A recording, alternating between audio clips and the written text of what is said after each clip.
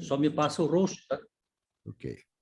Bruhim Abaim, sejam todos bem-vindos ao grupo de estudos Judaísmo para Todos da CIBRA. Baruch Rabá, professor Nauter. O título do encontro de hoje é Kippá. Opção, estilo ou símbolo de temor e humildade.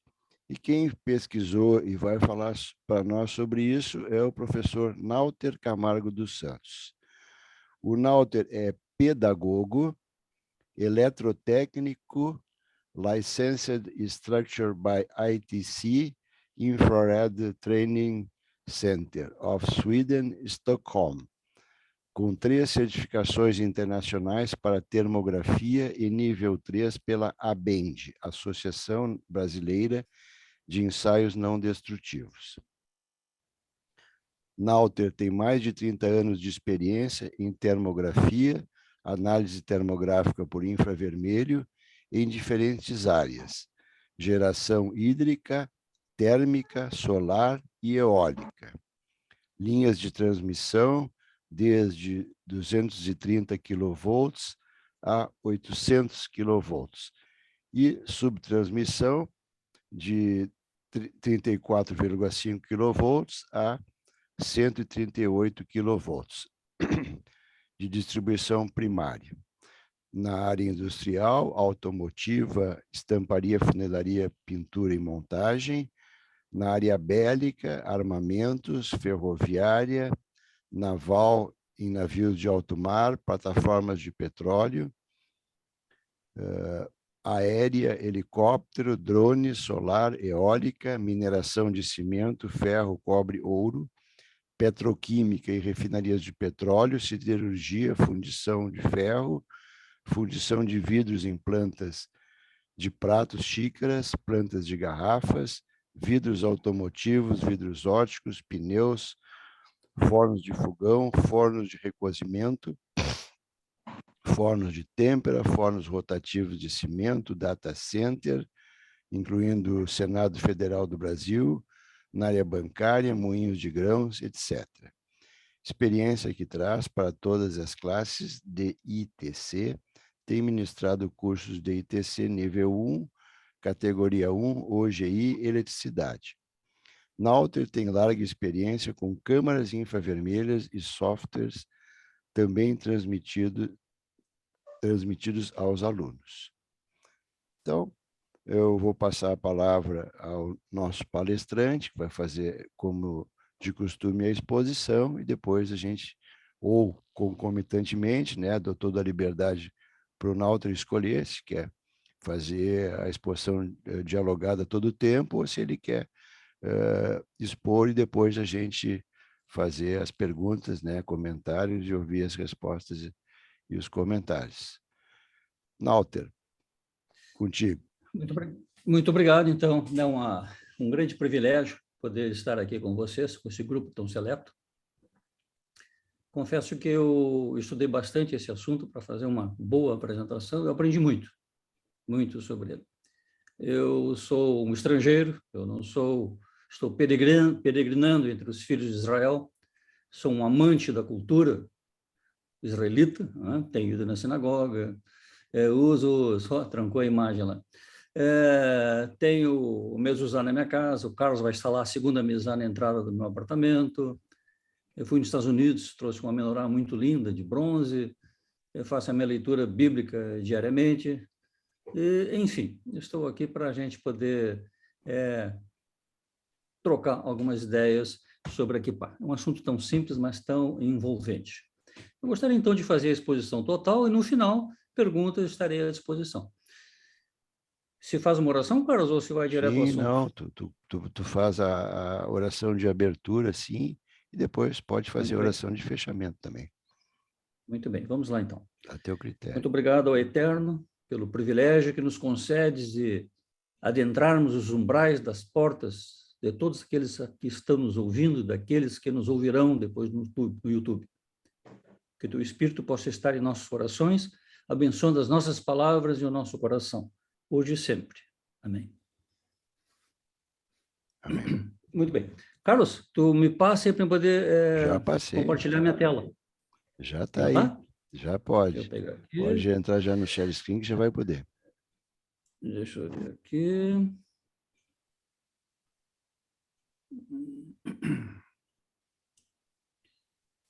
Deixa eu achar o assunto.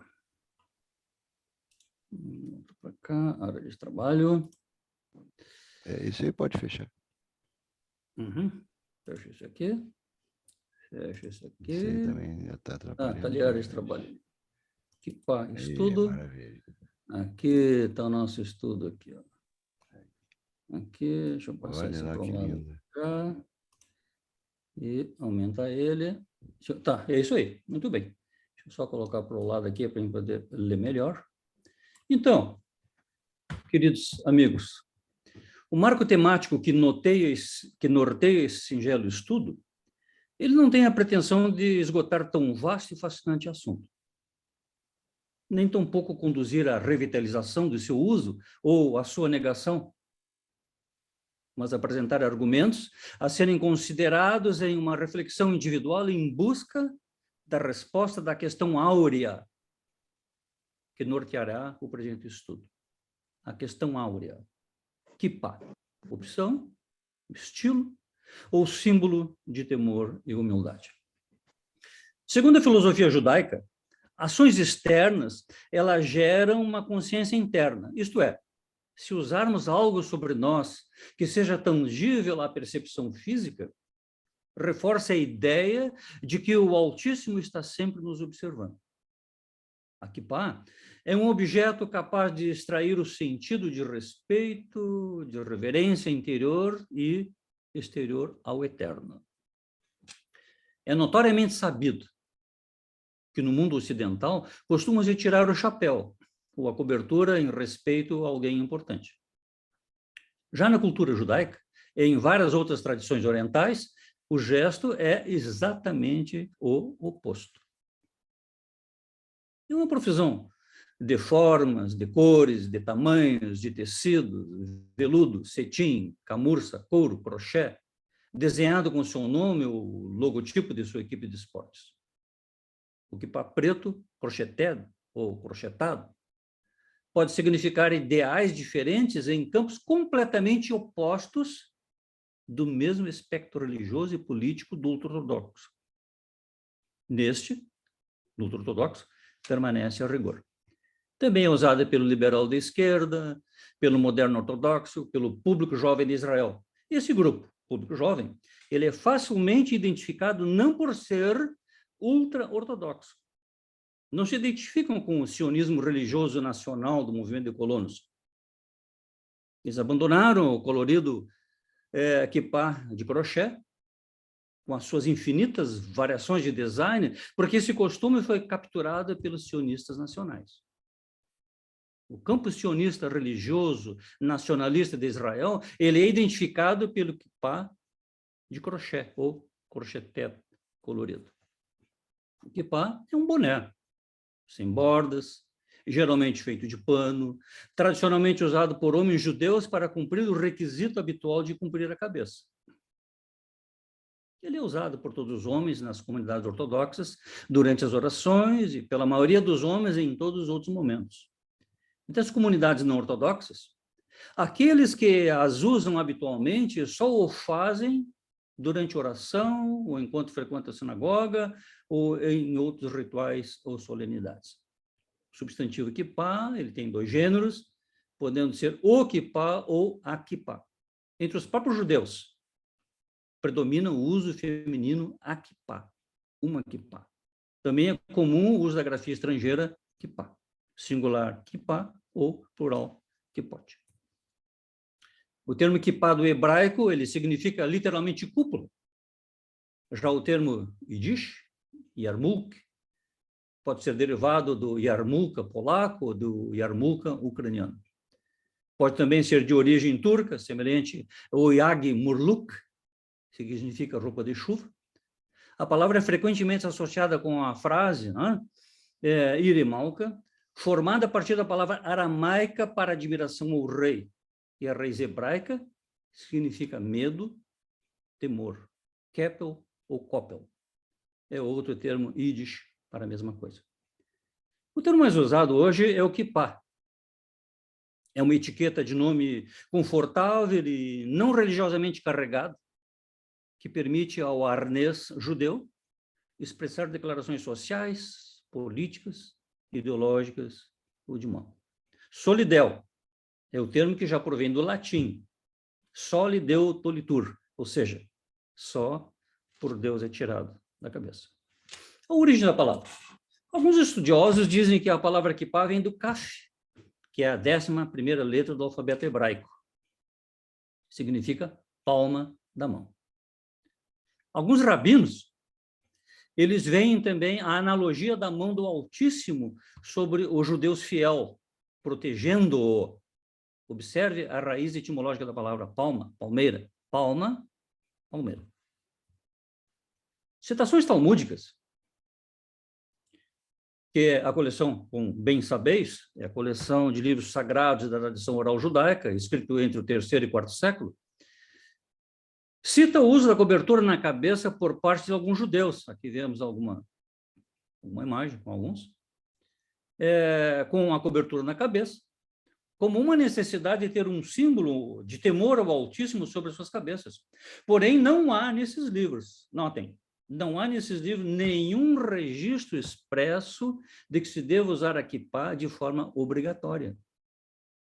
Somente mais tarde, na Idade Média, os judeus ortodoxos passaram a utilizar de modo contínuo e obrigatória entre aspas, né? Quero também falar para os colegas e amigos, tudo aquilo que eu estou falando aqui embaixo está em azulzinho no canto esquerdo, está a referência de onde foi tirado o estudo, cada parte do estudo. Alguma dúvida depois, no final, eu posso passar qualquer referência dessa para vocês, ou mesmo o estudo integral. Em citações talmúdicas, algumas citações talmúdicas mostram que não era costume geral o uso da kippah. Porém, os sábios cobriam o cabelo no sentido de manter a humildade, de manter a reverência perante o Altíssimo, no sentido de saber ou de sentir que existe alguém sobre as nossas cabeças que dirige nossos passos. Havia um tratado relatando que certo sábio não andava 4 passos ou 2 metros sem cobrir a sua cabeça. Parece que era um costume dos sábios da época, mas não do povo em geral. Após o encerramento do Talmud, ficou o costume geral, não uma lei, o costume geral, de todo homem judeu religioso cobrir a cabeça. Segundo a visão ortodoxa, as mulheres casadas deveriam cobrir suas cabeças, o que é uma lei e uma obrigação, isto sim, escrita na Torá. Também aqui vemos no Talmud a história de um menino. Ele tinha o impulso de furtar esse menino. Porém, pelo mérito de manter sempre a sua cabeça coberta com o solidel ou com o kippah, ele se mantinha alheio a essas coisas. Uma certa feita, o vento tirou o seu kippah de sua cabeça e ele sentiu a necessidade de cometer o delito. Muito bem. A lição de fundo dessa pequena história é que a consequência, ou a falta ou a ausência, mesmo que momentânea do kippah, ela pode conduzir ou o indivíduo deixar de sentir a presença do Altíssimo e cometer algum delito. O kippah é um mandamento da Torá? Não. O kippah não é um mandamento da Torá. Ele não é encontrado na Torá, mas ele faz parte da tradição, da cultura medieval judaica. Kippah no antigo sacerdote araônico. O uso de cobertura na cabeça em serviços religiosos, ele é só mencionado na Torá em relação ao sumo sacerdote. O texto bíblico diz, contextualizando, estava o Altíssimo falando a Moisés. Essas, pois, são as vestes que farão um peitoral, um éfode, um manto, uma túnica bordada, uma mitra, um turbante, e um cinto, etc. Isso farás para teu irmão, para seus filhos, para quem me administre o ofício sacerdotal. Aqui nós vemos agora algo sobre a cobertura na cabeça na cultura israelita antiga.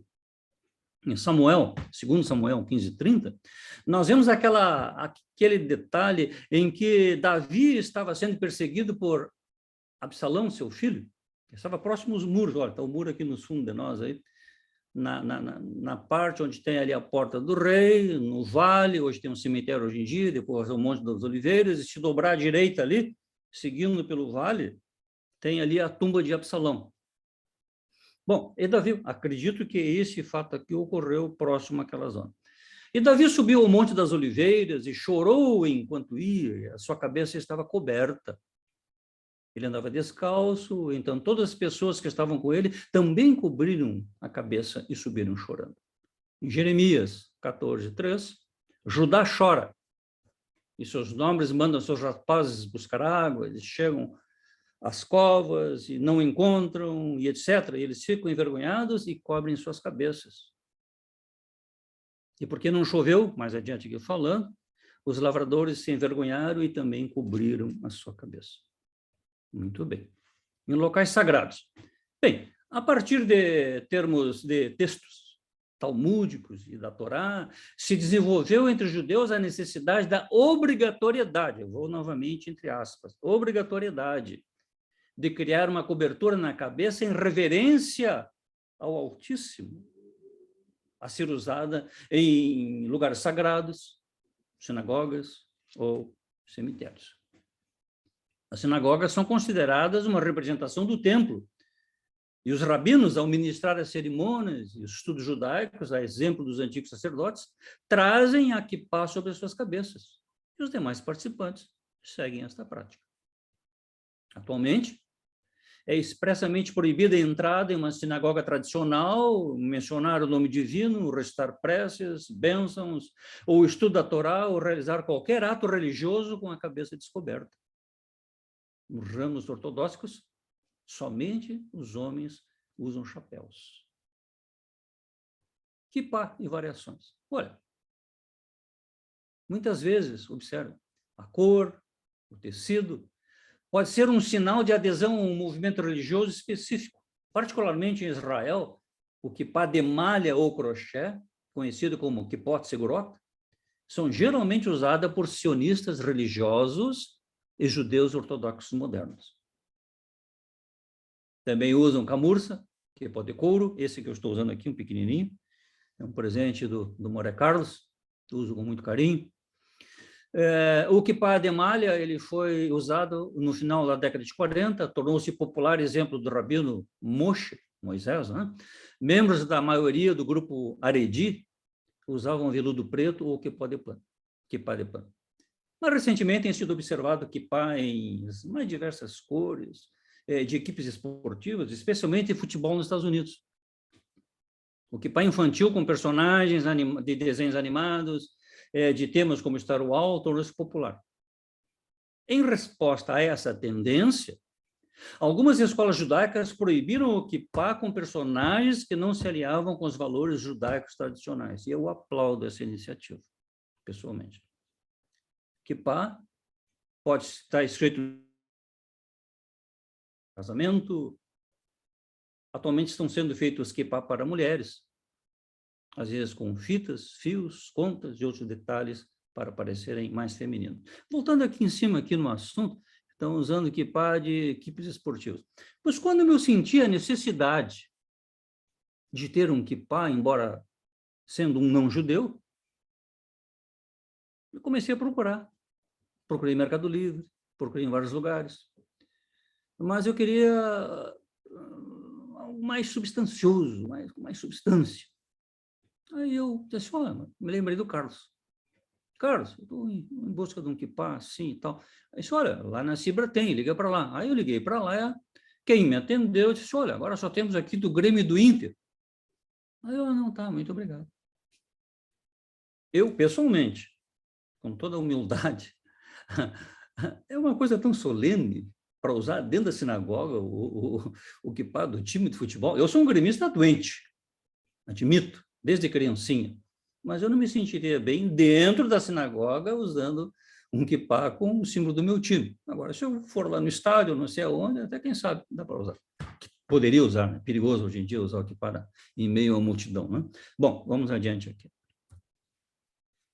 Em Israel, os religiosos sionistas podem ser identificados pelo seu principal símbolo externo, esse aqui que está na esquerda, aqui, ó, que é o kippah serugá ou segurote, falo em outras partes aí, né? O soldado de crochê.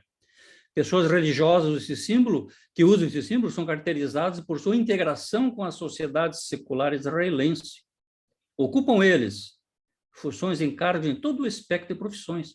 Participam do IDF, cargos políticos, religado a vários espectros diferentes, e em ativos centros acadêmicos e de pesquisa. Em paralelo, essas pessoas mantêm a observação aos estudos, às leis religiosas provenientes da Torá, e ao envolvimento com estudos religiosos em yeshivot, que são centros de estudos judaicos, seja na formação escolar ou depois dela. Aqui a plataforma de Pittsburgh de 1885, liderada pelo Rabbi Kohler, reuniu-se com 20 rabinos progressistas, e eles estabeleceram as bases e pilares do movimento reformista nos Estados Unidos. Eu creio que não só nos Estados Unidos, como em todo o mundo. Eles declararam o compromisso com a ação social, a compatibilidade entre a tradição judaica e a ciência, e olha o desenhozinho que eu coloquei aqui, observe, eliminaram o uso ritual do kippah. Eliminaram o uso ritual do kippah. Para mim, os meus olhos saltaram e o meu queixo assim quase caiu. Bom, aqui nós temos o Rabino Sabetai com a cartola, usando como kippah. Temos o Rabino David de Sola, usando um capelo, e temos o Grão Rabino Shlomo, com um turbante. E aqui está o nosso kippah de crochê, nosso, que eu digo do estudo, não nosso, aqui do estudo. É um símbolo da ortodoxia moderna, do sionismo religioso. Ele é inspirado na taguia muçulmana. Ok, vamos adiante. No protestantismo, olha, aqui temos o arcebispo Desmond Tutu, não é, usando kippah. No outro lado temos aqui o bispo e teólogo protestante, o Johann, com o solidel. No protestantismo, entre o século XVI e XVIII, era comum o porte de solidéus por ministros, por teólogos. Contudo, a partir do século XVIII, o solidéu praticamente desapareceu dos parâmetros clericais. Em algumas denominações, há ainda a proibição de o homem orar com a cabeça coberta. É uma ofensa orar com a cabeça coberta dentro da igreja cristã. Hoje, o costume de usar solidéu limita-se praticamente aos anglicanos. No catolicismo, o solidéu branco, usado pelo Papa, interessante, ele tem 8 gomos. Tem 8 gomos. Eu procurei no Mercado Livre, tinha alguns quipós que eram de 4 gomos e de 8 gomos, e perguntei para um monte de pessoas, mas não consegui entender porque alguns usam de 4 e outros de 8. Alguém poderá me explicar isso aí depois. Até perguntei para o Nihat, e também não me deu uma explicação assim convincente sobre isso aí. Bom, na indumentária eclesiástica, falando de catolicismo, a cor do solidéu denota o grau hierárquico. O Papa é branco, dos cardeais vermelho, dos bispos e abades e prelados territoriais o violeta, dos monsenhores o solidéu negro, com algumas linhas violetas. Padres usam o solidéu negro, embora negro, preto, né? Embora não seja comum o uso do solidéu por padres, com exceção de abades. Os clérigos, que possuem caráter episcopal, retêm o solidéu durante a maior parte da missa, retém, ou seja, retira, removendo-o no início do cânon e recolocando-o depois de concluída a comunhão. Ao contrário, a cultura judaica mantém o kippah em todas as orações e todas as cerimônias. Como já falamos anteriormente, vamos repetir, o solidéu provém do latim, solideu tolitur, ou seja, só por Deus é tirado da cabeça, de onde vem a palavra solidéu. No islamismo, aqui temos o muçulmano, usando a taquia. Também no islamismo há o uso de solidéus normalmente feitos de crochê.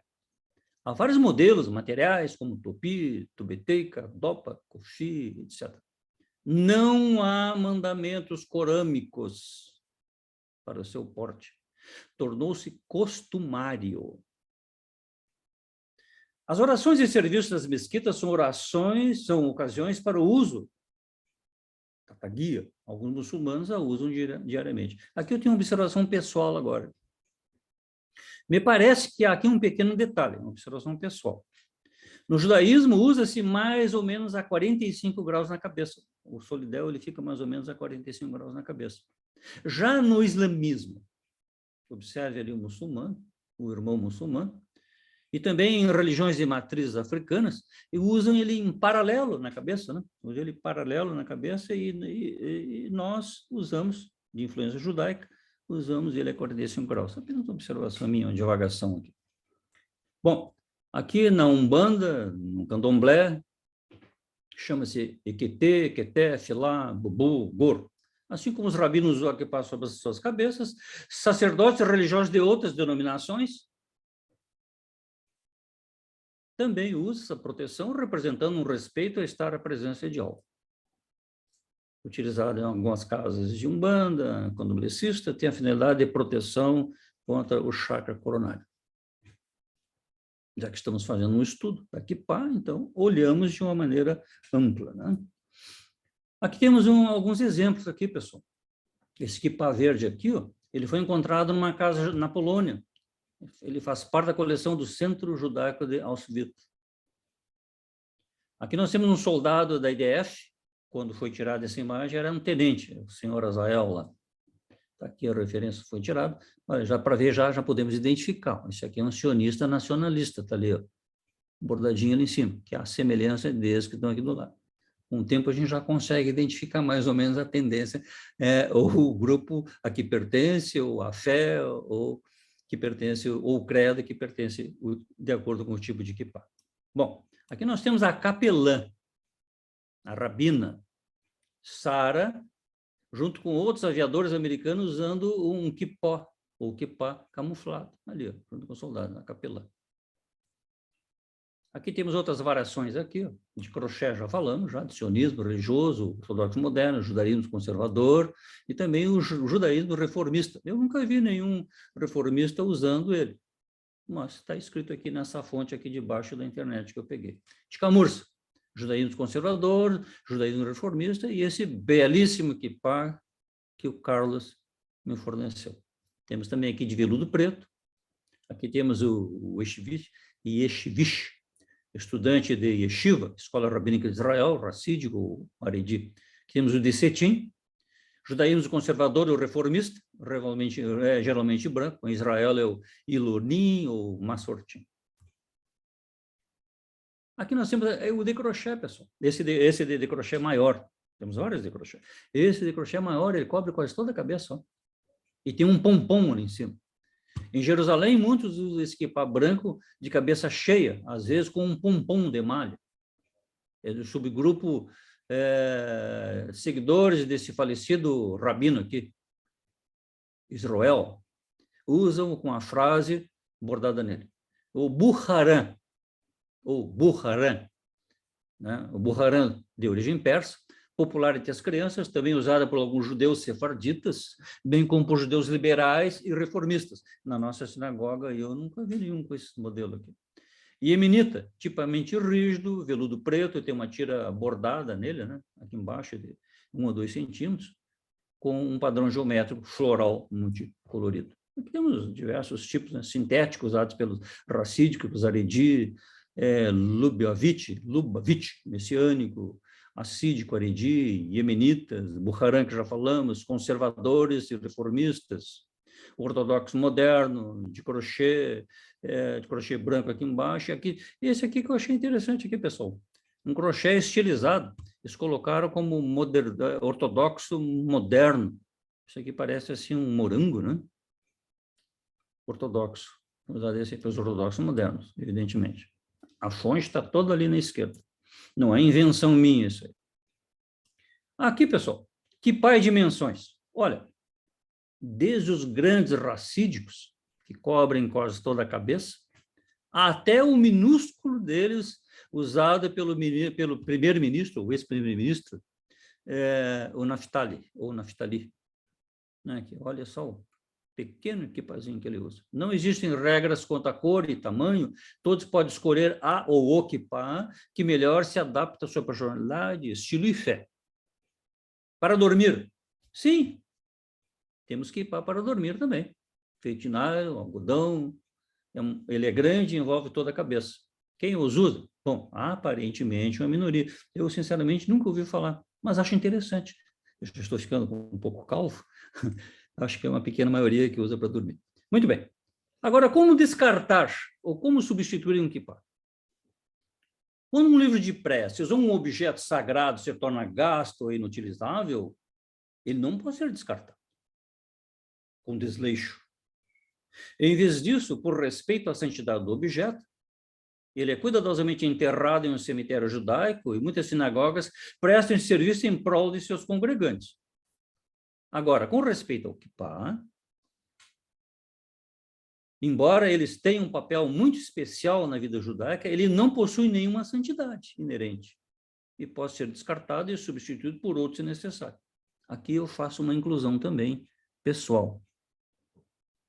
Eu não descartaria o meu kippah em qualquer lugar. Eu ou passaria para alguém menos desafortunado,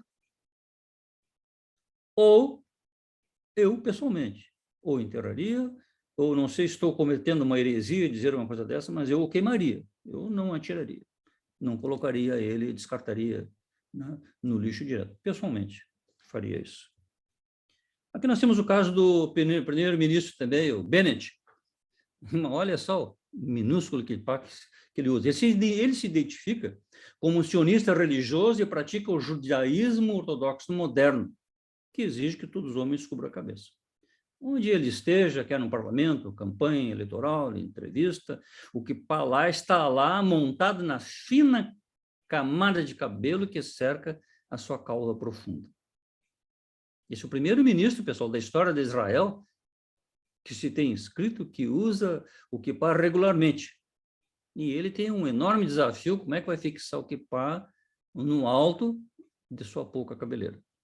Certa feita, em um discurso ao ar livre, quando ele percebeu o kippah estava fora, e ele não teve dúvida, pegou um chiclete, largou entre o kippah e colou na sua cabeça e continuou.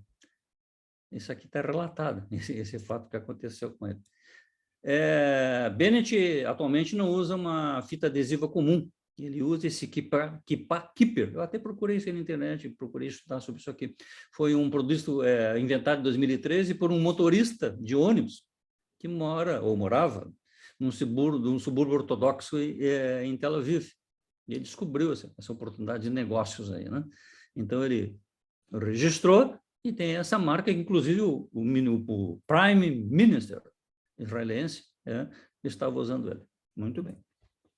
Aqui nós temos agora questões jurídicas, civis e de segurança pessoal. Em 83, o Congresso americano aprovou a emenda de vestuário religioso, depois de uma história de atentado de Beirute de 83, sobre o kippah camuflagem.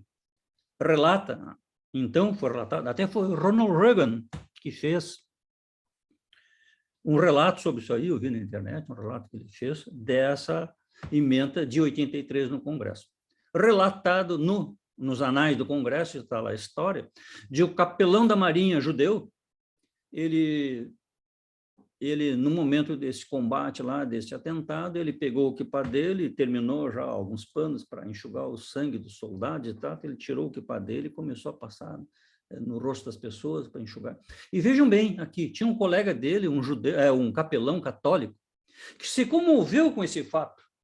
E esse capelão arrancou do seu próprio uniforme um pedaço de pano e o entregou, comovido, para que o capelão usasse como um solidão. Isso aí foi falado por Reagan, está registrado nos anais do Congresso. Então, aqui foi feita uma emenda, né, no Departamento de Defesa dos Estados Unidos sobre a acomodação de práticas religiosas nos serviços militares. Contudo, em 86, a Suprema Corte decidiu, numa votação apertada de 5-4, que os militares ativos eram obrigados a remover o kippah quando estivessem indoor, ou seja, alguma coisa que tivesse teto. citando o regulamento de uniformes, que declara que apenas policiais de segurança armados poderiam manter as suas cabeças cobertas enquanto estivessem dentro de casa ou indoor. O governo francês, em 2004, proibiu o uso do kippah e outros artefatos de outras denominações em escolas públicas, primárias e secundárias. Quebec, em 2019, aprovou uma lei que respeita a laicidade do Estado e que proíbe o uso de símbolos religiosos por funcionários do governo, incluindo professores, policiais, juízes, promotores e membros de certas comissões. Essa aqui agora é bem novinha, essa aqui eu peguei bem novinha, essa aqui, 2022, França. A agressão antissemita contra o professor de Marcella, judeu de Marcella, provocou na França um debate acalorado sobre a utilização do kippah ante a ameaça de atentados, depois que o líder da comunidade judaica local aconselhou que se evite o uso do kippah nas ruas. O comissário do governo alemão, para combate ao antissemitismo, ele aconselhou os judeus a não usar o kippah em público, devido a um recente aumento de ataques antissemitas no país, pela crescente diminuição social e brutalização da sociedade. Como forma de proteção, muitas gerações evitaram e evitam expor a sua crença a fim de proteger-se e proteger a sua família. Particularmente, dos meus muros para dentro, ou seja, da porta para dentro da minha casa, eu procuro usar o kippah. Eu sinto falta, eu sinto necessidade do kippah. Pois o contato do kippah sobre a minha cabeça me ajuda a evitar pensamentos ou atos inadequados, lembrando-me da onisciência e da onipresença do Altíssimo. Aqui vemos o perigo da assimilação. Nos Estados Unidos, que é a maior comunidade judaica fora de Israel, estudos, que aqui está a referência no canto esquerdo ali, estudos, dizem que apenas 35% deles, dessa maior população judia nos Estados Unidos, usa o kippah. É um paradoxo. Me parece que a liberdade é um perigo considerável, pois a assimilação ela tende a enfraquecer os valores culturais. É um paradoxo o que eu estou dizendo. Já a perseguição, ela aumenta a resiliência e os fortalece. Então, ela vive, pouco se usa o kippah. Não é uma totalidade, em Jerusalém mesmo, não é uma totalidade que usa o kippah. A maior parte que usam são humanistas. Aqui tem um filmezinho que eu recortei ele na internet, apenas 3 minutos. Ele tem 8 minutos da integral. Se alguém quiser assistir ele depois, é muito instrutivo, muito legal mesmo. Apenas 3 minutinhos. Curiosidades no sertão nordestino. Aqui nos falam dos Bnei Anusins, cristãos novos ou marranos, que vieram de Portugal expulso para cá por causa da perseguição religiosa, né? Da França, da Espanha, chegou a Portugal, na Península Ibérica, expulsaram ele para o Brasil, aportaram em Pernambuco e outros estados e começaram a adentrar por dentro do país. Ouçam com atenção, só 3 minutinhos o depoimento desse senhor. Deixa eu ver se vai dar aqui. Ainda que a perseguição chegava, eles iam adentrando para os sertões e fundando cidades. Moreno, depois vem ali Vitória, Santo Antão, e depois sobe a serra, vem Gravatá, Bezerros, Caruaru, Garanhuns e por aí afora, até chegar lá no interiorzão do Brasil.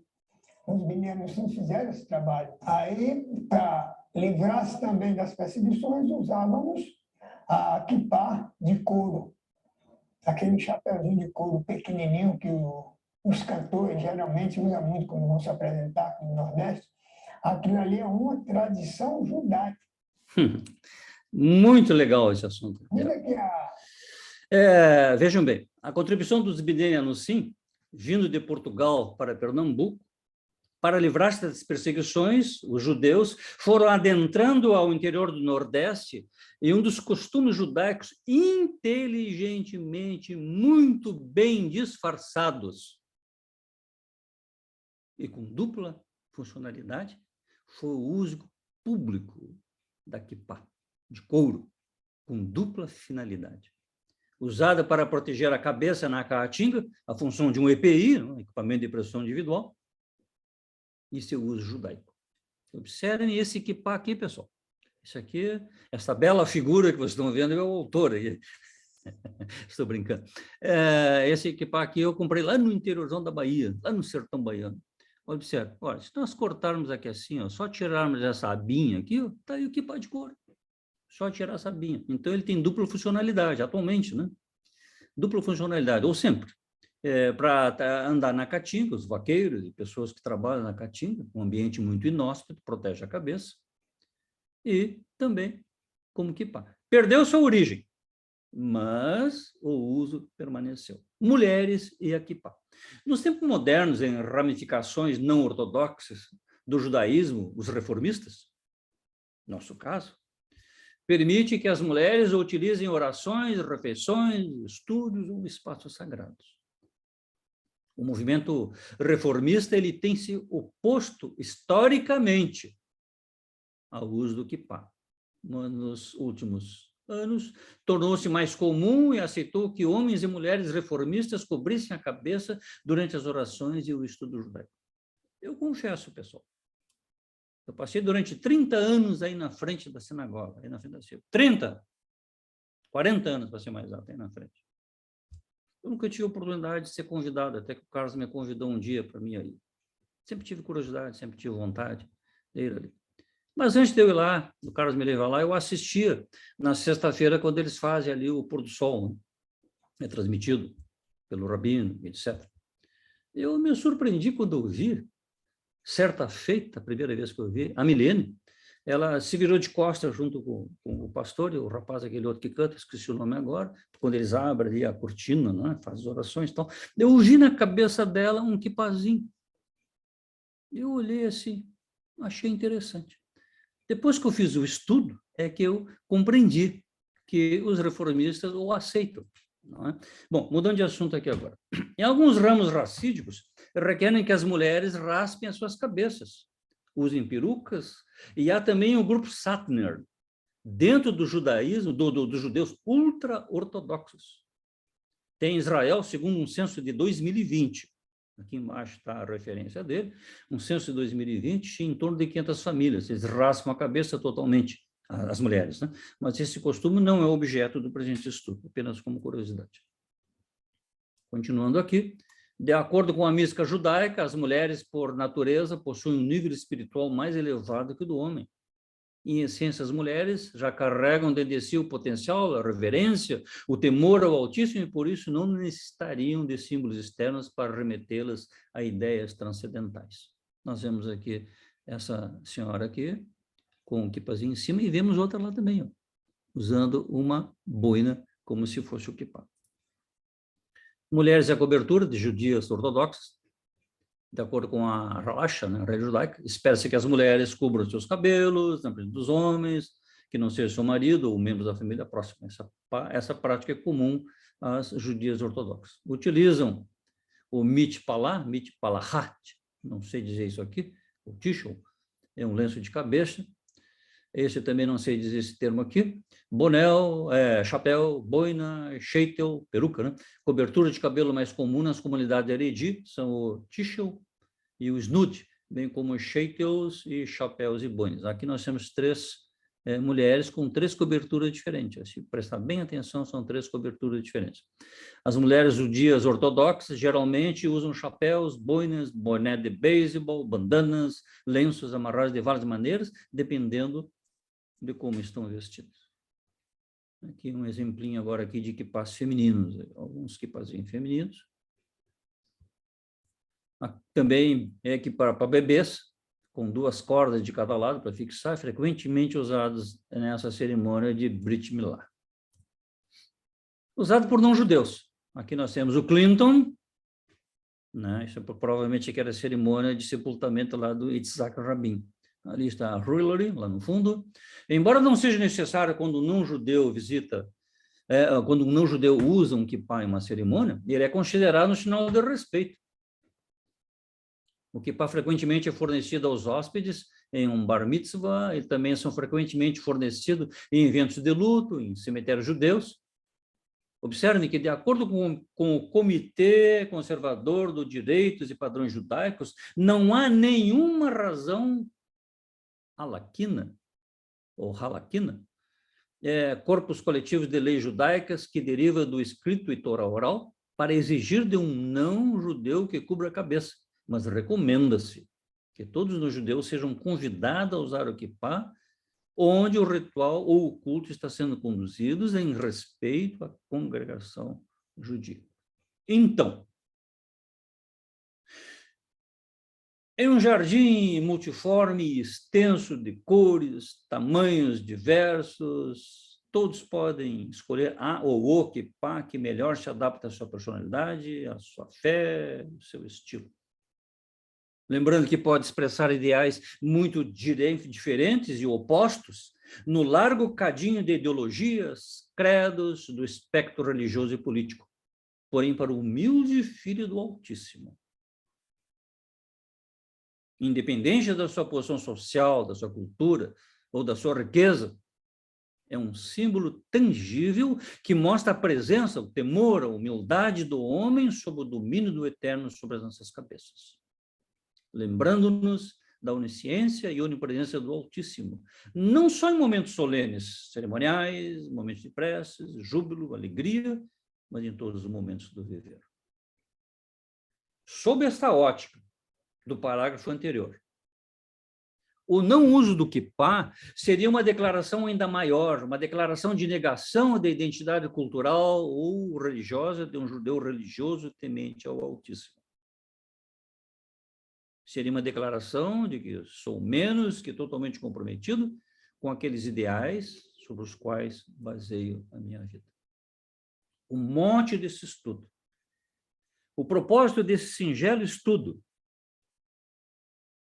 foi e é conduzir ao embate íntimo, onde nos digladiaremos com a nossa própria consciência, instigados indelevelmente pelas reações que recebemos dos amigos, da família, dos colegas de trabalho, enfim, no meio social ou político no qual estamos imersos.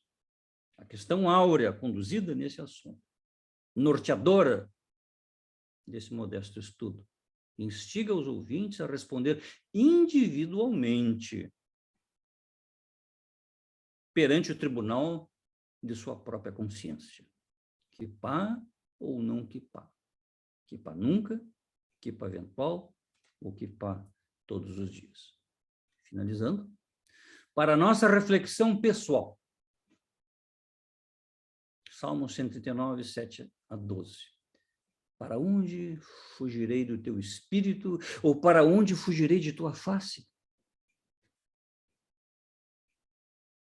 Se eu subo aos céus, lá estás. Se fizer no Seol a minha cama, eis que ali tu, ó Altíssimo, ali tu estás também. E se tomar as asas da alva e habitar na extremidade do mar, até ali a tua mão me guiará e a tua destra me susterá. Se eu disser, de certo, as trevas me encobrirão, então a luz será luz, então a noite será luz à roda de mim. Nem ainda as trevas me escondem de ti, mas a noite resplandece como o dia, as trevas e a luz são para ti a mesma coisa. O kippah, ele transcende ao símbolo da identidade cultural judaica, ele é um símbolo de humildade perante o Altíssimo.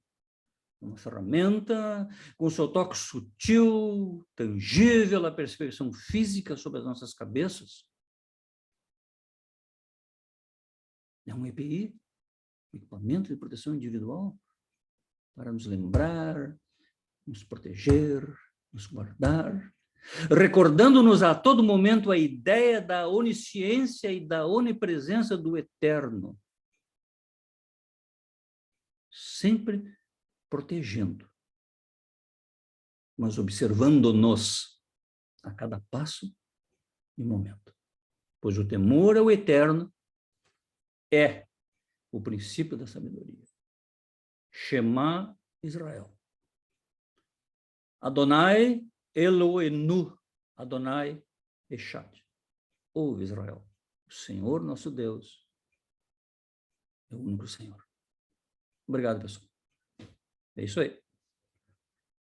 Obrigado, Nauter, pela brilhante palestra. Olha, que pesquisa, hein? Meus parabéns, Nauter, pela pesquisa que tu fizeste. Eu aprendi um montão de coisa nova que eu não sabia. Tu falou ali de outras religiões que utilizam o Akipá, né? Como é melhor. Umbandistas, eu prestei atenção melhor, agora eu vi que os umbandistas também utilizam o Akipá e de diversas outras. E a gente, pessoalmente, a minha experiência com o Kipá, eu na Cibra, desde que eu frequento a Cibra desde a década de 80, sempre se usou Kipá e aí de quem não entrasse de Kipá. Aí um dia eu fui lá em Israel, comprei 3 quipot. Uma para casar com a Débora, uma quipá branca, outra para rezar no muro e outra para uma preta de crochê, todas as 3 de crochê, sendo a preta para cerimônias religiosas, Kabbalat Shabbat e as festas na Cibra, todas de crochê. Não, para mim não simboliza muita coisa diferente, né? Não me posiciono politicamente, mas me pareceu adequado. Aí um dia eu estava lá em Israel, no Yom Ha'atzmaut, aí estavam vendendo uns bonés de uma estrela de Davi. Aí eu me lembrei do Talema, né? Comprei um para mim, comprei um para o Talema também. E foi o melhor presente. Eu adoro que o Talema usa sempre. Esse kipá que o Talema tá, é esse aí do Yom Ha'atzmaut. E quando o Gershon viajou, ele ficou 6 meses afastado e eu e o Talema, a gente coordenava ali o grupo de estudos da Paraxá. E a gente ia criar uma moda lá na Cibra, né, para o grupo de estudos de usar boné em vez de kipá. Depois o Talema vai comentar. Aí durou um determinado tempo e depois não teve mais o estudo da Paraxá, por causa da pandemia e outras coisas, né? Agora, tu sabe, Carlos, que em qualquer exposição que se faça, eu dou aula por todo o país para engenheiros e técnicos. Tem mais de o ano da pandemia, eu fiz 50 viagens de avião no país num único ano, dando palestras na minha área. Mas quem sempre ganha nesses estudos, em qualquer estudo que se faça, quem mais ganha de tudo é o próprio professor. Porque a O gente é professor que obrigado a mais aprende, eu estudar, tenho é o que certeza. mais aprende, né? É, o que mais aprende.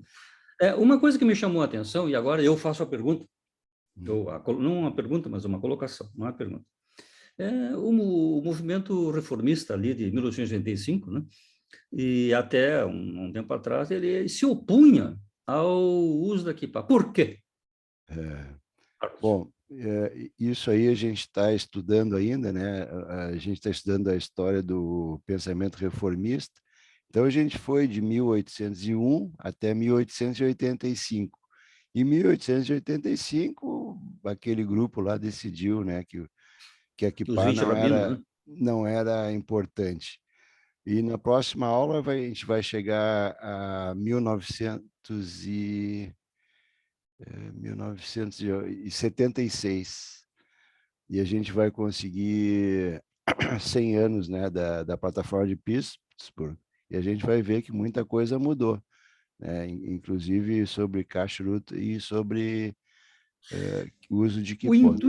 intuito do uso do não kippah naquela primeira oportunidade. Aquilo ali seria, digamos assim, para, né, não mostrar publicamente, eles não queriam mostrar que eram judeus e queriam fazer Não, não, naquela conservando seus época valores, não, mas uma não, assimilação? naquela época não tinha isso, né? Atualmente, por motivo de segurança, eu não sou louco de andar com kippah na rua.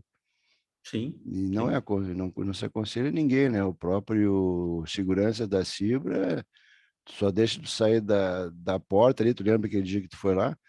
Só sim, sai sim, da sinagoga se o Uber estiver na porta, senão fica dentro da sinagoga. E não faz sim, bolinho na frente da sinagoga. Isso aí é por motivo de segurança, né? com certeza. Eu também, às vezes, eu vou no supermercado, eu levo meu equipamento, mas eu ponho, a estilo do Talema aí, ó, eu ponho meu bonezinho em cima Bota dele o ali, aí, boné.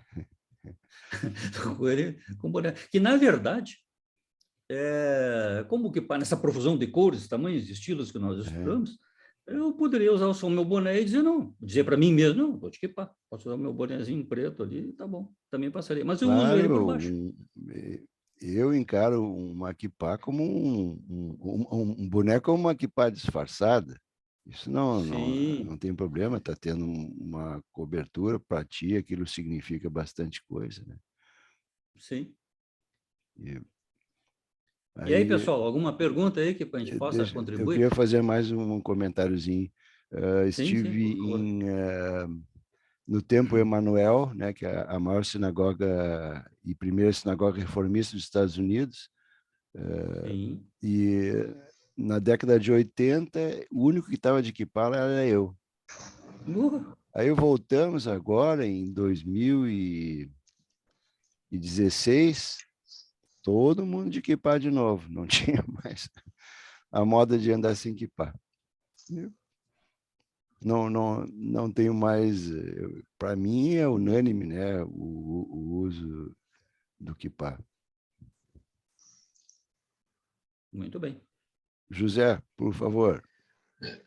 Olha, eu queria fazer umas considerações assim de coisas que eu penso que estão abertas à discussão.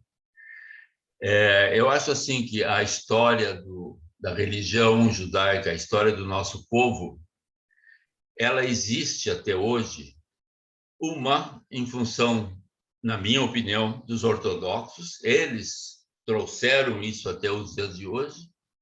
Nós estamos começando a modificar algumas coisas, eu digo nós, reformistas, liberais, etc., etc., com razão, porque essas mudanças não estão implicando em conteúdo, estão implicando mais numa coisa externa. O conteúdo de um e de outro são os mesmos. Agora, o que eu penso é o seguinte: para que o judaísmo, para que a história, a religião, etc., chegasse aos dias de hoje, não, não só por eles estarem dando essa continuidade. Acontece que cada passo, cada atividade, cada festa dentro do judaísmo, ela tem uma simbologia. Se nós não tivéssemos, por exemplo, Pêssar, se nós simplesmente passássemos por cima da história de Pêssar, eu tenho a impressão que nós começaríamos aos poucos deixar de fazer o Pêssar. E assim outras atividades pequenas, insignificantes, mas que chegam aos dias de hoje desta forma. Se nós não fizermos, por exemplo, o Shabat, ou na sinagoga, ou na casa, se prepara naturalmente o vinho, a halá, etc., etc., eu me pergunto, se eu não fizer isto, será que eu não estou deixando de trazer esse conteúdo histórico aos dias de hoje e levando para os outros também? A kippah, você sabe que eu não sou uma pessoa, não sou religioso, eu estou mais do lado dos liberais, dos reformistas, porque eu acho que os conteúdos são os mesmos. Entrar numa sinagoga com uma kippah não é só um sinal de respeito, na minha opinião. É um sinal de que eu estou trazendo para dentro da sinagoga, para dentro de mim e para dentro de outras pessoas, o valor dessa sinagoga. Não é simplesmente um respeito, eu estou trazendo uma parte histórica importante. Estou trazendo alguns símbolos que dão continuidade a essa história. E eu volto desde o início. Se não tivessem trazido até os dias de hoje os ortodoxos uma série de símbolos, uma série de condutas, etc., nós não estaríamos falando sobre esse assunto. Repito, não concordo com eles. Eu não sou, vou dizer, entre aspas, do clube deles. Mas eu acredito muito que essa continuidade simbólica que seja foi o que nos trouxe até os dias de hoje, não importa de que forma, religioso, reformista, ortodoxo, etc., etc., mas são pontos estratégicos importantes que dentro da nossa história religiosa existem. E, assim como eu citei alguns exemplos, na área ortodoxa é mais acentuada, é lógico. Vocês falaram, o nosso colega Nauter falou, por exemplo, que as mulheres cortam o cabelo, que elas não expõem o cabelo. E, assim, condutas outras dentro do judaísmo em termos de simbologia. Eu não vou a ponto de usar o exemplo da circuncisão. Existem outros exemplos, mas também esse é um dado importante que nós trazemos até hoje. Cabe a cada um decidir se está de acordo, se gosta, se não gosta, porque, felizmente, uma das bases da nossa religião, da nossa história, é o livre-arbítrio. Nós decidimos uma série de coisas das nossas vidas. Ajudamos os outros a decidir, mas não elaboramos leis sobre os outros e convivemos há quantos milhares de anos dessa forma. Nós não temos papa, eu gosto de acentuar isso, nós não temos bispos, eu não me confesso, eu me confesso para mim mesmo. Eu acho que isso é um pedestal importante da nossa continuidade. Se me deixarem, eu vou falar até amanhã de manhã sobre isso.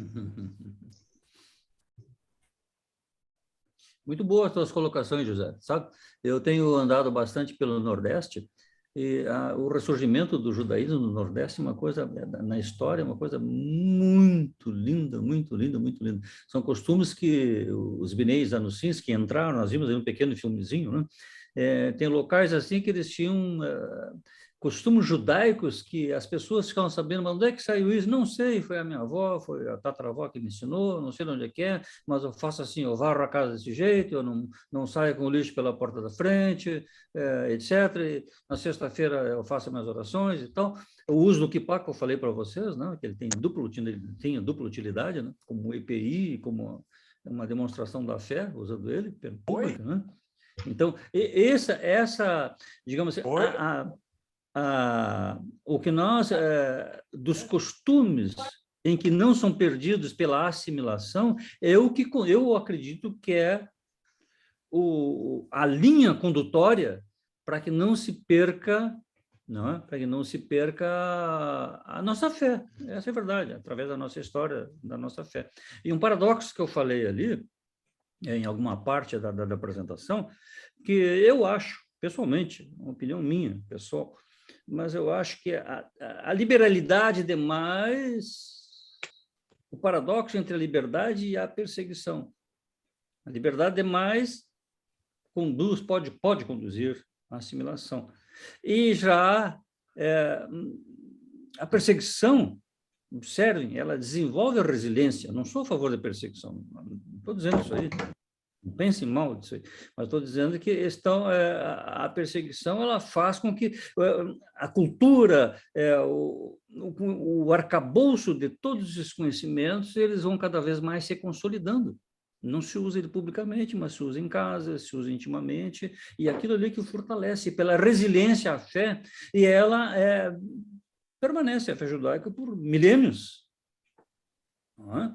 Justamente pelo desenvolvimento, onde nós levamos a cultura, né? Passa de pai para filho e vai indo, etc. Eu queria escutar a opinião. Tem uma senhora aqui que eu vejo em outras apresentações aí de outros colegas, uma pessoa assim deu uma sensatez. Eu queria escutar a tua opinião, Edi. A Sobre o opinião, assunto.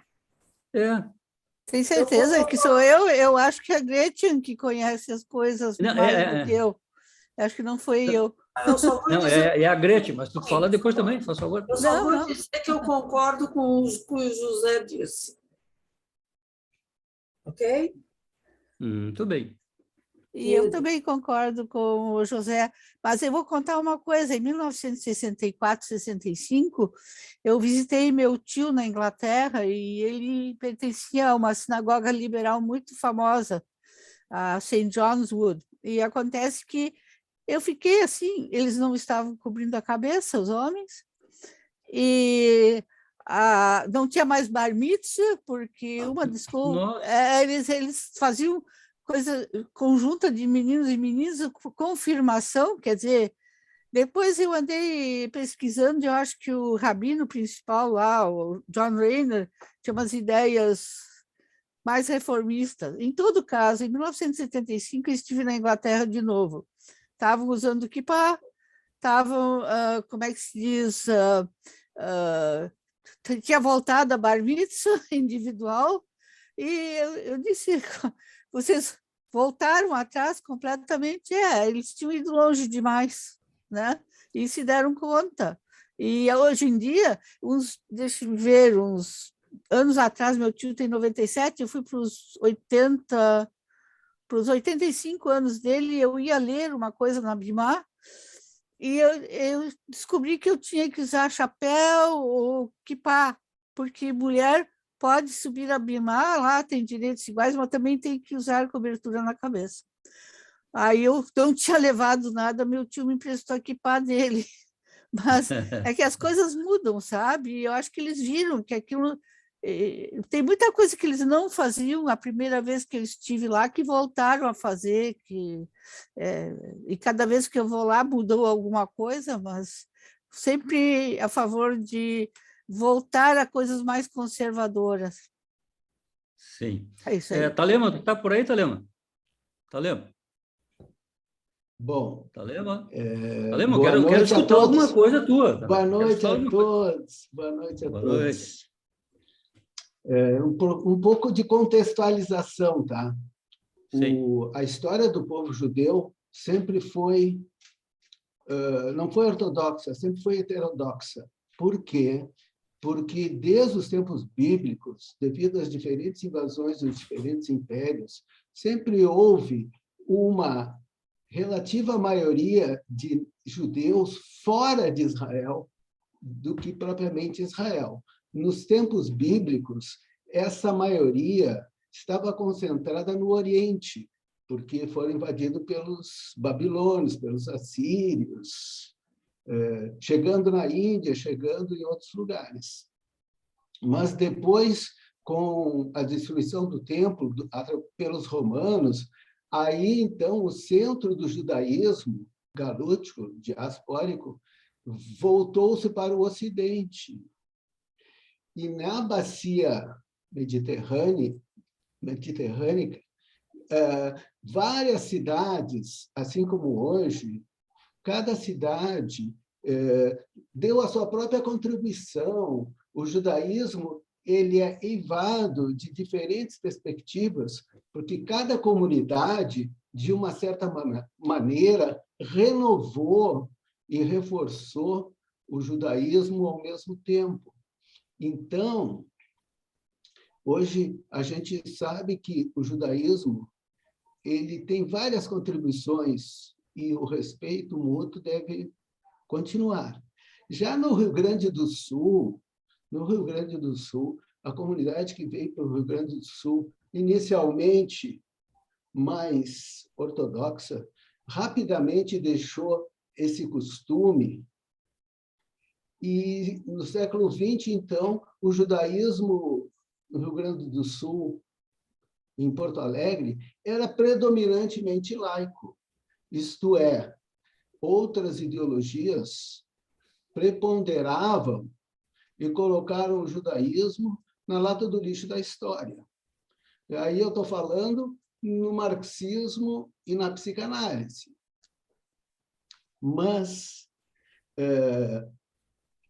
como essas grandes explicações do século XX, essas grandes e épicas explicações, elas, de uma certa forma, não se concretizaram.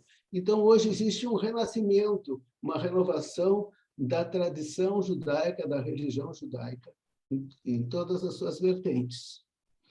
E no Bonfim, sempre foi muito difícil ver alguém ortodoxo, porque simplesmente não existia o ultra-ortodoxo. O próprio rabino Libero Mendel, ele disse que quando ele veio para Porto Alegre, quando ele andava na rua, esse é o depoimento dele, as pessoas achavam que ele era um lunático. Estranhavam muito, porque não estavam acostumados com aquele tipo de vestimenta. E a quipá também não fazia parte, ninguém usava quipá, porque a própria natureza do judaísmo não era religiosa, era, assim, uma identidade étnica. Mas, como eu falei agora, a partir do século XXI, com o renascimento da religiosidade, da espiritualidade, da importância da espiritualidade, então, tu pode observar já um pouco mais dessa tradição. Só que o que aconteceu foi o seguinte: a gente sabe que os 3 jovens judeus que estavam circulando pela Cidade Baixa, lá pelos anos 2000, e que foram agredidos pelos skinheads num bar, eles estavam usando quipá. Por isso foram identificados como judeus. E, infelizmente, foram agredidos. E hoje a gente sabe de todo esse processo que aconteceu, né? Isso levou a uma conclusão, como em outros lugares do mundo, em outras comunidades, como tu falaste, né, Walter? As pessoas não usarem a quipá por medo de serem agredidas. Mas isso aconteceu na Cidade Baixa, no Bonfim. Eu acho que se eles saíssem no Bonfim, eles não seriam agredidos. Eu tive uma experiência engraçada também, porque o Ney Lisboa, um certo aniversário da minha prima, a Susana Knischer, que a Susana Knischer era casada com o irmão do Ney Lisboa, que veio a falecer, que foi morto pela ditadura, né? E o Ney Lisboa, no aniversário da Susana, resolveu sair de quipá pelo Bonfim. Não tinha nada de nome. Quase escalpearam, Ele saiu de quipá pelo Bonfim. E ele se sentiu bem, ele caminhou pelo Oswaldo Aranha, só que as pessoas estranharam o Ney Lisboa de quipá. Disseram, será que o Ney Lisboa... Pois é.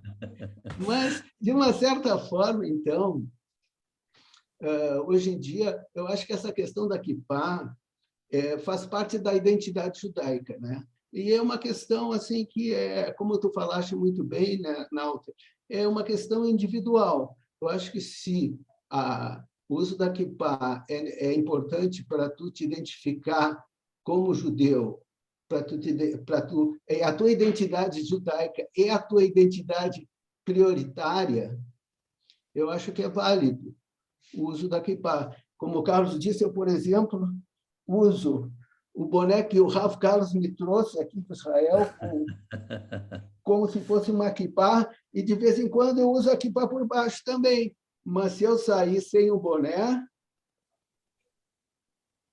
aí perigo eu apanhar, né? Então, eu prefiro sair de boné. Portanto, eu fiz assim um breve resumo assim desse contexto todo dentro do judaísmo, que a história do judaísmo não é de ortodoxia, é de heterodoxia, né? Nós somos heterodoxos. Então, o uso da quipá, ou de qualquer boné, ou de chapéu, né? A gente sabe que os religiosos têm diferentes chapéus e se identificam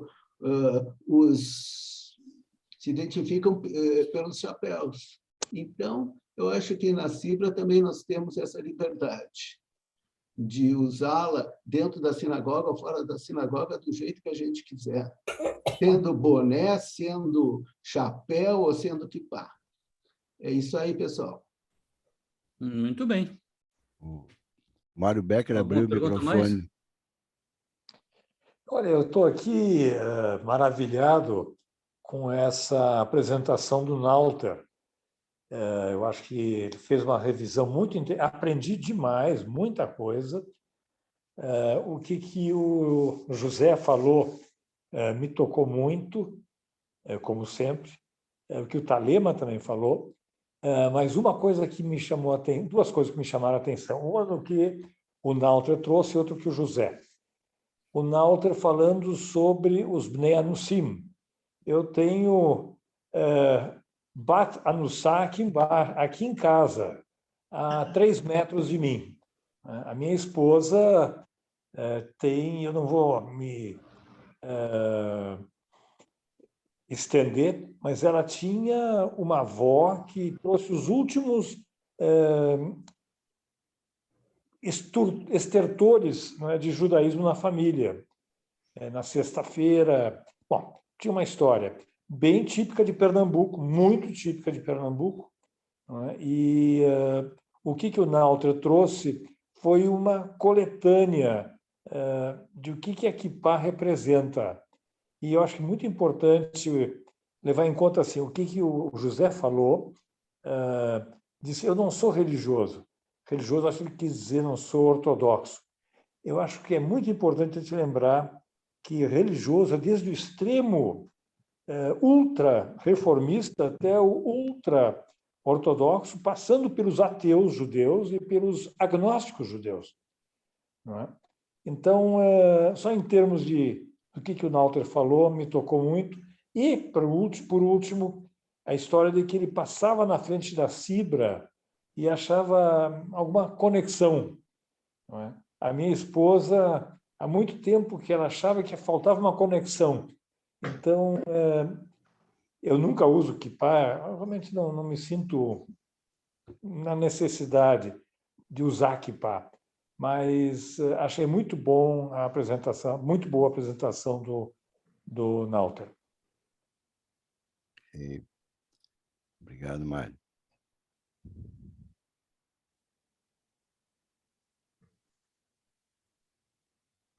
Muito bem, pessoal. Ô, José, por favor. É bom que o Mário tenha falado isso, eu não lembrei de dizer ao Nauder que realmente essa pesquisa com esses conteúdos acrescentaram bastante.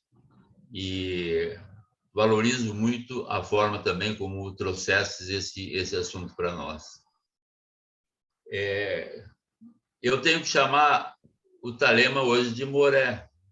Eu acho que é a primeira vez que eu te chamo de Moré, Thalema. Parabéns também. Olha, tu trazes assuntos assim que rebuscados na história judaica ou universal que realmente preenchem para nós uma série de espaços desconhecidos. Uma boa, Moré. De Moré para Moré. Que seja.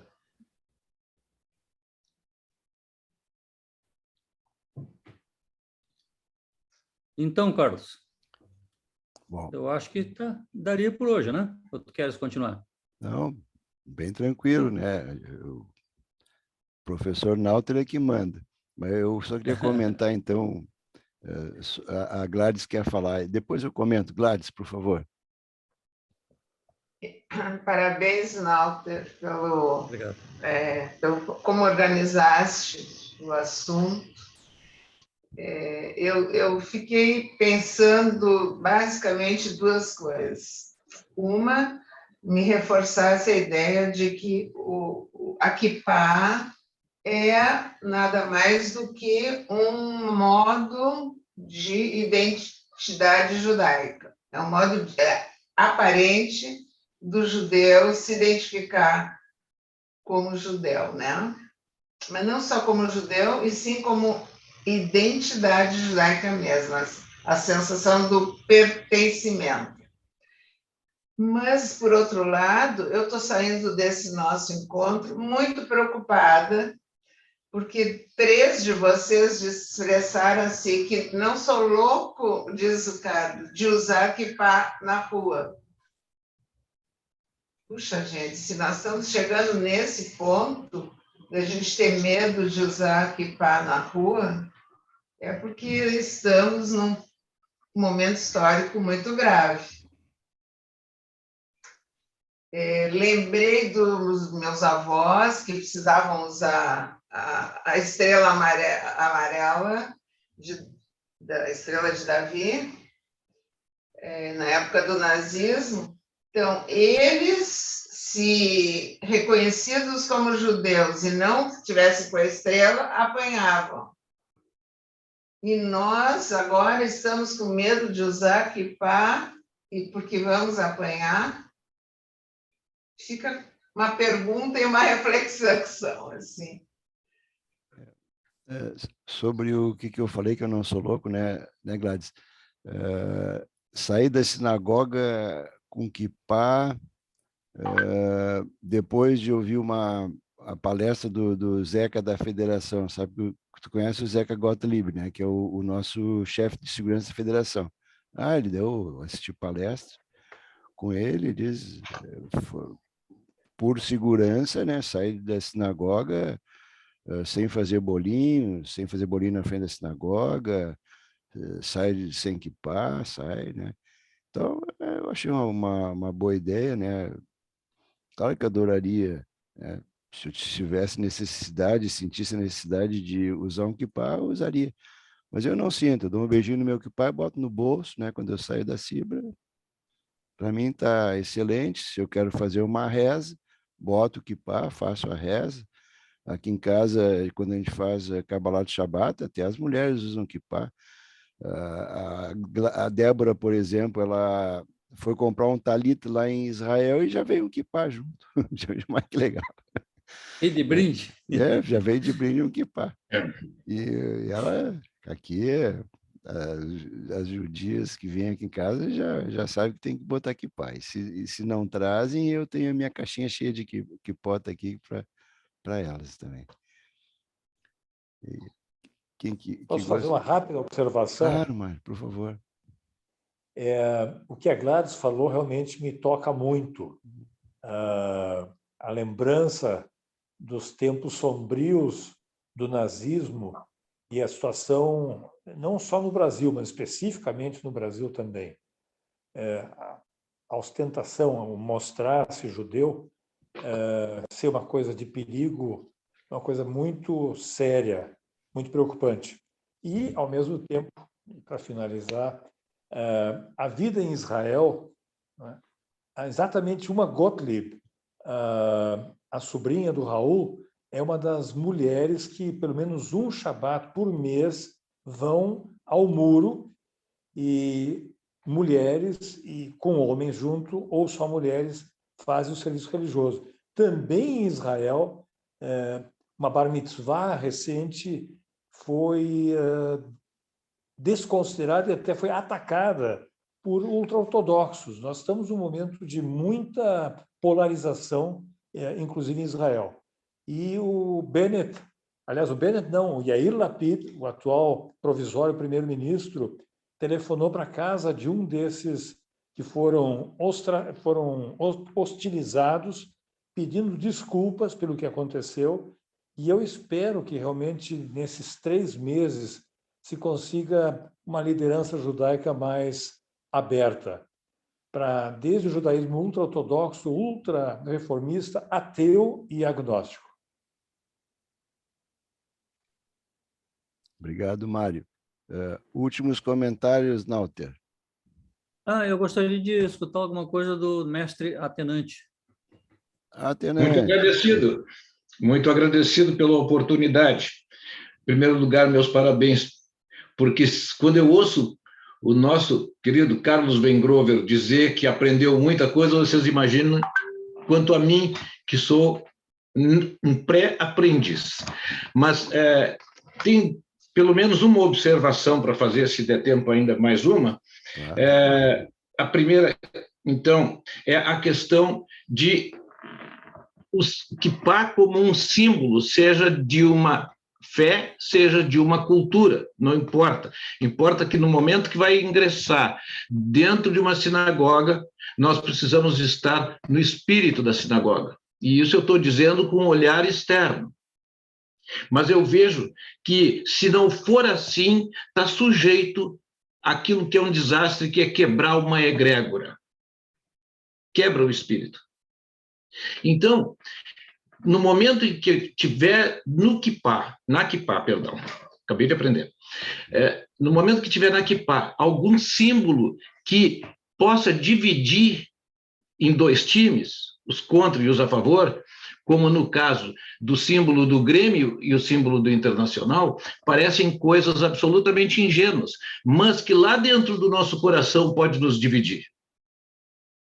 Então, se nós pudermos pensar em não proibir, porque a proibição é uma coisa muito chata, mas aquilo deve entrar no nosso coração, deve vir no nosso afeto, é ali que vai encontrar ego.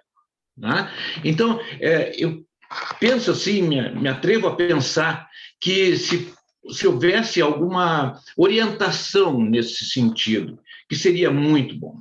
A segunda coisa, o segundo tema, que vem ao encontro do que a senhora Gladys falou, e que também mais alguém falou que eu não anotei e me perdi, é a questão de tirar o kippá da rua. Me parece, eu faço uma associação com uma situação que aconteceu, se me permite ainda um minutinho mais. Eu estava fazendo uma dissertação de mestrado a respeito de acessibilidade e inclusão, que foi o mestrado que eu fiz na URGS e trabalho com isso, com pessoas com deficiência. E perguntei para uma menina, vocês tiveram na escola, no Colégio Domes, vocês tiveram na escola algum colega com deficiência? Dizia lá, a gente tinha um colega lá que era cego. E o que vocês fizeram? Mataram ele? Diz ela, não, agora ele é o Gui. Quando ele entrou, ele era o cego. Depois ele virou o Guilherme. O Gui, mais ainda, o Guilherme Carinhoso. Por que isso? Porque o Gui é aquele que nos ajuda, que estuda conosco, que nos ensina. Então, eu acho que, quem sabe, se ao invés de tirar o kippá da rua, pusesse mais kippá na rua. Claro que em aglomerações, em locais perigosos, não. Mas se mais e mais gente falar no judaísmo, nas belezas, nas maravilhas que o judaísmo faz pela sociedade como um todo e pelo mundo, né? Então, quem sabe, mais e mais se tornaria não o cego, mas o guia. Então, ao invés, essa eu aceitem como uma contribuição modesta de quem está olhando do lado de fora, não que eu não me preocupe com a situação de risco, porque aquilo que foi colocado pelo Wengrover está absolutamente certo. Evitar aglomerações, mas que coisa linda que foi aquele encontro que se teve no Parcão, um piquenique no Parcão. Legal. Que coisa linda! Botar o judaísmo mais para fora no meio do povo, na sociedade, e com coisas alegres, porque, aliás, comunidade mais alegre, festeira e musical que o judeu, eu desconheço. Os grandes músicos, os grandes artistas são judeus, casualmente. Né? Então, penso que seriam os dois pontos que poderia, quem sabe, levar comigo para a minha reflexão. Muito obrigado. Parabéns mais uma vez, Nova. Obrigado, Tenente. Mais alguém? Pode? Desculpa. Um pequeno detalhe, Carlos. Distintos colegas. Vejam bem, pode ser usado, como no decorrer do estudo nós vimos, pode ser usado o kippá ou a kippá. Qualquer um dos dois pode ser usado, mas é mais usual, mais costumário usar a kippá. Mas qualquer dos dois gêneros ele é válido. Ok? Beleza. Eu gosto de kippá, porque o plural de kippá é kipota, que é o plural feminino. Então, eu gosto mais desse gênero. Comentários finais. Então, O Nauter falou que o Kipá, ou Akipá, é um EPI, né, um equipamento de proteção individual e espiritual. Isso, sim. eu gostaria de encerrar, né, os meus últimos comentários com isso, porque nós somos da área da segurança do trabalho, né? Tanto eu como a tenente, tem também engenheiro de segurança, o Nauter também foi nosso aluno lá Pensando em na vocês, é que eu Treinacento. usei esse termo. Equipamentos de proteção individual Sim, pensando em vocês. espiritual. Maravilhosíssimo, Nauter. Essa Faltou foi essa palavra, espiritual. uma, uma foi uma demonstração de grande inteligência. Gostei muito. Bom, pessoal, então vamos encerrando. Gostaria de falar sobre os próximos encontros nossos e sobre as próximas datas vagas para a gente poder preencher. Dia 27 de 7, na próxima quarta, eu vou continuar com a história do pensamento reformista judaico. Então, a gente parou em 1976, a gente viajou, né, até de 1801 a 1885 e agora a gente parou em 1976.